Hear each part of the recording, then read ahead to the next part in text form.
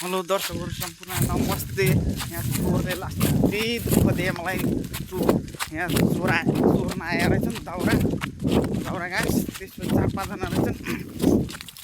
भाइगे दुरा मलाई टाढैदेखि भाइगे, त्यही भएर दुरिरहेको छु म। भेटाउनै दिन्नन् टाढै मलाई देखिले के चारैदेखि नै भाइगे। न काँडा न के कति भिजे थाहै छैन।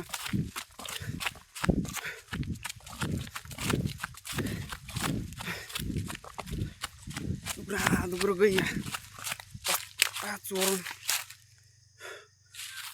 यो बाटो देखुन माथि भाइ गइया। मभन्दा अगाडि दुब्रा आएको थिएँ नगए भाइ यो लट्ठले हान्ने विचार थिएँ।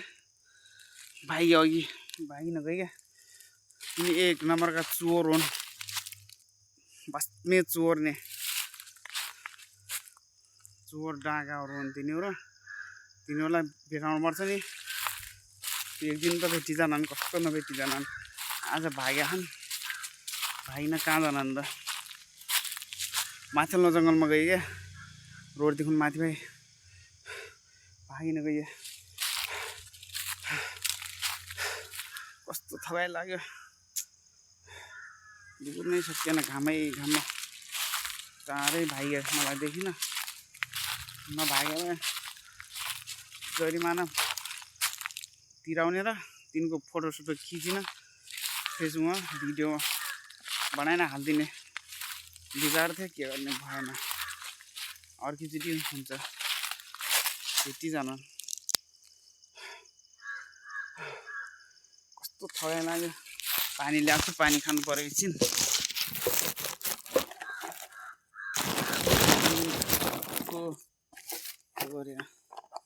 कस्तो थकाइ लाग्यो।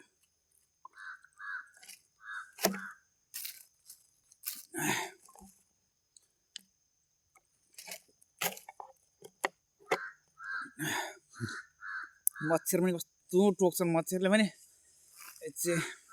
हजुरहरूलाई कस्तो लाग्यो? तिनी चोरहरूलाई हजुरहरूले के भन्नुहुन्छ? के सल्लाह सुझाव दिनुहुन्छ? कमेन्टमा लेखिदिनु होला। कस्तो लाग्छ? यिनी चोरहरूलाई के सजाय गर्नुपर्छ भन्नु होला।